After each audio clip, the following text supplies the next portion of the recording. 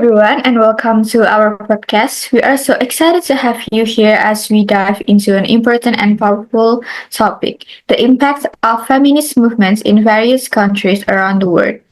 In this episode, we'll be exploring how feminism has shaped societies, challenged gender norms, and empowered women in different cultural and political contexts.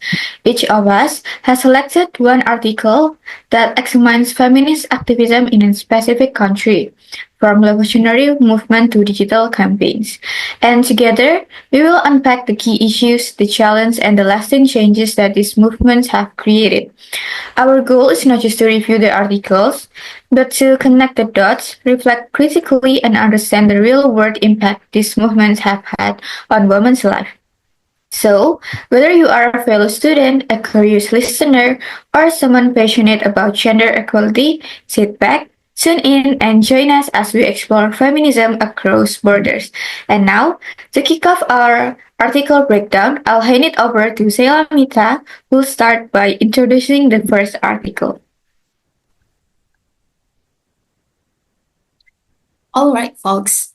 Today we are diving into something that's been buzzing in feminist circles, especially among the younger generation. I will talking about intersectionality and how it's not just a fancy academic term anymore. It is actually shaping how feminists feel, hack, and relate to each other.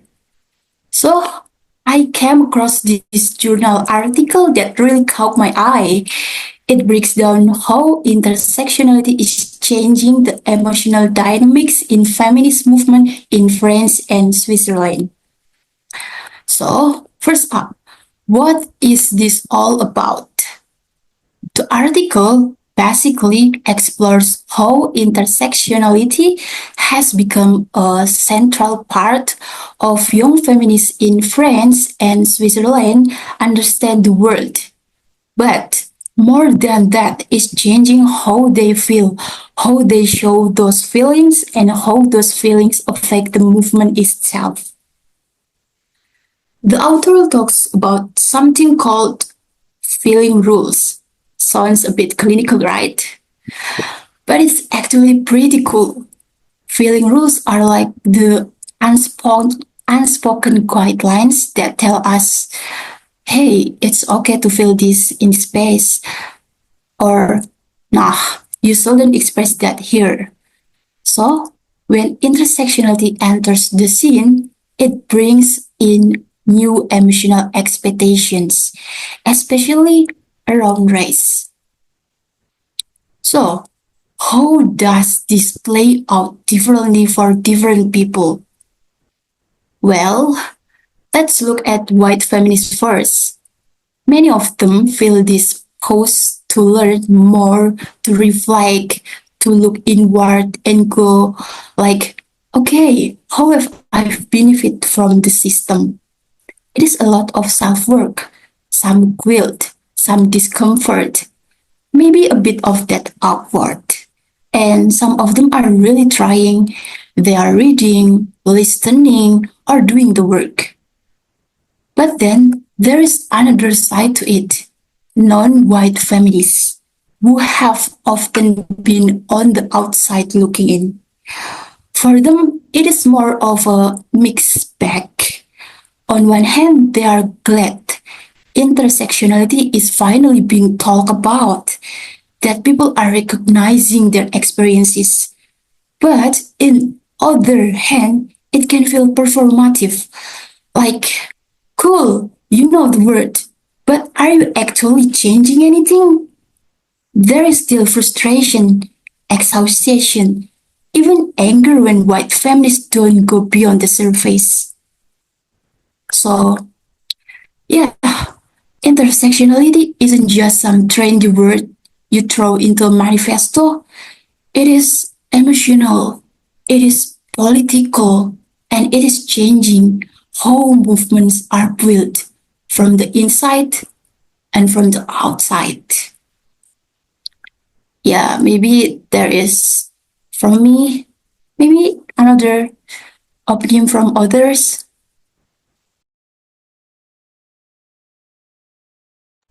Okay, Hello everyone. Thank you Sheillamitha.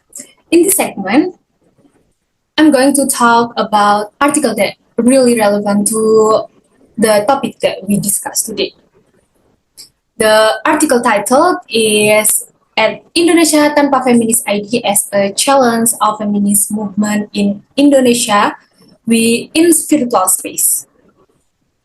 Written by Mariani and her team. So, the article focuses on the Instagram account at indonesiatanpafeminis.id. This account is well known for rejecting feminism.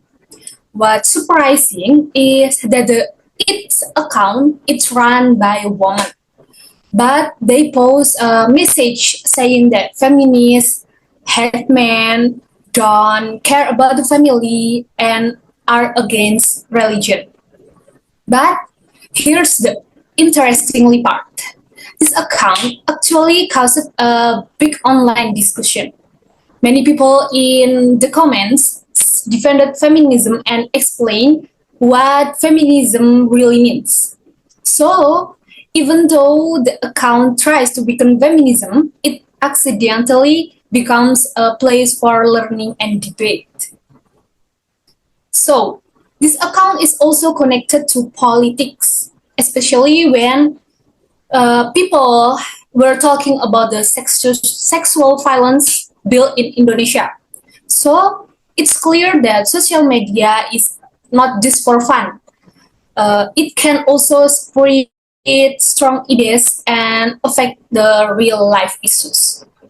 The article also shows that the account spreads of the lot of misinformation. It gives the wrong ideas about feminism, and they call feminism is Western culture, and that's not suitable for Indonesian culture or religions. This shows that many people are still don't fully understand what feminism is. In the end, the article teaches us that social media can be a powerful tool. It can help feminists share their message, but it can also be used to spread hate and confusion. That's why feminists today need to be smart, strategic, and open to conversation when facing these online issues. So, if you were seen posts like this on TikTok or Instagram, it's a good time to ask yourself, are they helping you learn about something real, or they spreading hate and confusion? Social media isn't just for scrolling. It's a place where ideas and beliefs fight for space. And you are listening right now, are a part of it. All right, that's all from me. I hope this discussion about feminist movement in Indonesia, especially through the account indonesiatanpafeminis.id, helps you understand that fighting for feminism online isn't always easy, but it's very important. So, next, the discussion about feminism movement in each country, which is Tunisia, will be continued by my friend Devella. Stay tuned. Okay, so I choose the article about how women in Tunisia fight for their right. So let me tell you a little bit story about how they fight for their right. So when Prime Minister Bergubba's policies are generally seen as secular policies, the policies of Bergubba Prime Minister repress the activists of Islamic groups. Women activists from Islamic circle in Tunisia protest policies that ban the faith and the freedom of their religion. But Bergubba also implemented the Code of Personal Status, or we can also call CPS, since 1956. The Code Personal Status gave Tunisian women rights in private life and facilitated their participation. The CPS also prohibited polygamy, required the consent of both man and woman when marrying, and gave men and women equal rights to file for divorce. In 1957, Tunisian women were given the right to vote in election, and until now, the level of education in Tunisian women is equal to men. And majority of university students right now it's women. And then when Ben Ali regime, many women joined the demonstration. One of the leading Tunisian activists is called Lina Ben Mehni.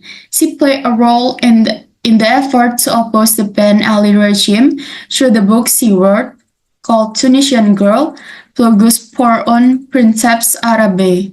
However, the effort was opposed and censored by Ben Ali regime in every way. So when Mehni continued to use her social media account to fight to overthrow the Ben Ali regime. And then, but when in the Ben Ali regime, many women demonstrated, got sexual harassment and violence from Ben Ali member. Overthrow of Ben Ali democratic election were held on October 23, 2011. At this time, women managed to get 59 seats in the parliament. And from this experience, we can see that the role of women in Tunisia is very, very important, and they have long fought for their rights. And until right now, women can have their rights to get their education and politics. Okay, so I think that's it for me. Maybe the next, my friends gonna share their thoughts about what their founds. Okay, so after we listen the feminist movement in Tunisia and then Indonesia, and the first one is France, isn't it? Yeah, let's move on to the South Korea. So, in feminist movement in South Korea, it began in 2015. There are 1,000 tweets with hashtag I am a feminist that reclaim the label despite widespread misogyny in South Korea. And then there are also came Megalia, that's a website that mirror sexist hate speech back at trolls. And in 2018, over 300,000 women marched against spy camp, or we know as Molka. That's South Korea's largest women's protest ever. And today, nearly half of women in their 90s call themselves feminists. But why? So the roots is coming from the decades of struggles. Women's activism grew in the 1980s, but the progress is still stuck.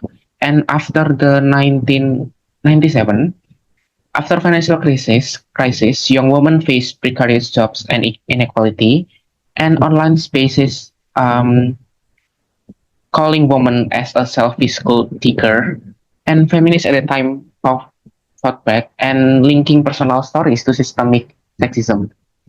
And as there are a famous quotes that state, digital media turn rage into revolution. And yeah, the battlegrounds of the feminism movements in Korea is mainly taken in digital, which are Twitter and then petition and then several social media, and hashtag like hashtag MeToo. That's when viral in South Korea. And the movement are not only focused on digital, but there are also offline, which is happen in Gangnam Station. They Korean woman put sticky notes on that Gangnam Station, honor battered woman, while the escape the corset movement saw women's mass makeup and cut hair short. And that not only happen offline but also happen online at the same time. And digital activism also exposed dark realities such as revenge porn, deepfake abuse, and then there are a famous case in South Korea. There is called Telegram sex crimes called anti-age room, and at the time feminists push laws to punish this act, proving uh, that feminist movement in Korea is become more progressive. And but there are also divisions or debates that not all feminists agree. Some radical groups like called women exclude trans women and echoing global um, TERF rhetoric. And others demanded intersectional solidarity. And um, there are also some women who prioritizing biological women over marginalized voice. But meanwhile, anti-feminist backlash paint activists as main haters, showing how far the movement still has to go. And yeah, as a closing statement from me, South Korea's feminists have shattered taboos, but the fight is not over. We're not just rebooting feminism, we are rewriting the system. And yeah, that's all from the South Korea articles about feminism movement and the impact in the society. I think we can move on to the next country, and I guess it will be Fitri, isn't it? Or no, I think it will be Siska, isn't it? Yes. Thank you, Aldo. And hey everyone, based on my article, I'll be talking about how the feminist movement in Mexico developed during and after the Mexican Revolution, and more importantly, what kind of impact it had on women. So let's look at this through a cause and effects lens. So the cause one. Because of the chaos and instability during the revolution from 1910 to 1920, many traditional gender roles were disrupted. It's affecting on women step into roles that were typically male dominated, like journalists, political advisors, and even soldiers. Figures like Juana Belén Guiterres and Hermila Galindo gained recognition and influence, proving that women could be leaders, thinkers, and change makers. And then cause number two, since women were actively involved in the revolution, they gained public platforms to speak and act. This laid the foundation for a feminist consciousness in Mexico. Women began to fight for labor rights, educational access, and gender equality more openly, using platforms like feminist journals and political campaigns. And then cause number three, after the revolution, the new 1917 constitution excluded women from citizenship and voting rights. The media also tried to romanticize or sexualize women's wartime roles, like soldaderas, turning brave fighters into love interests. This created frustration, but also a motivation for them. Feminist groups started to organize more intentionally, fighting to preserve their contribution and demanding full rights.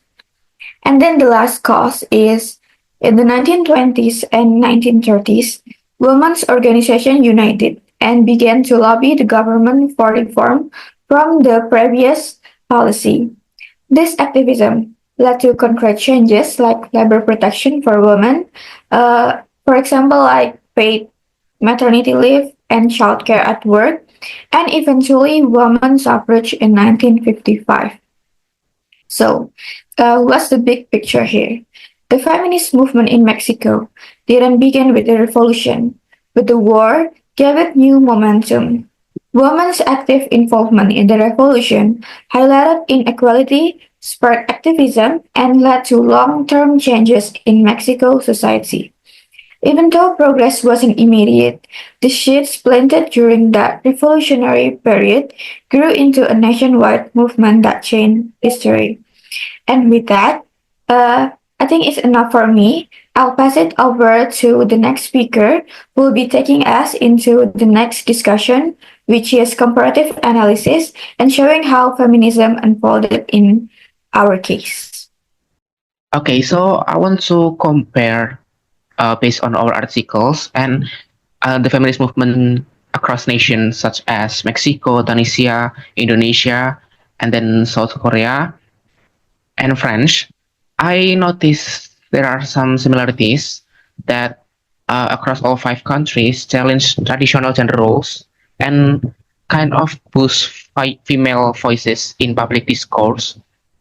And also, I think social media plays a significant role in feminist activism, especially in South Korea and Indonesia. And also, I think all cases face resistance, whether it is social, political, or even ideological. And I think that's highlighting that feminist progress is often opposed. And yeah, I think that's all about similarities that I can mention. Maybe other one can mention about the similarities or maybe the differences. So, okay, everyone. As before, Aldo mentioned about similarities, there is also the differences in each country. Now, let's take a quick look at how the feminist movement looks different in each country we have reviewed before. Even though all of them fight for the gender equality, the way movement happens is very different depending on the country, histories, politics, and also the culture. Uh, like Indonesia and Mexico, feminism is closely tied to political change, even like the Arab Spring and the Mexican Revolution uh, gave a woman more political voice and lead to real legal progress. In France and in Switzerland, the focus is more on ideas like race, and identity rather than law or policy. There are debates inside the movement itself, especially about intersectionality.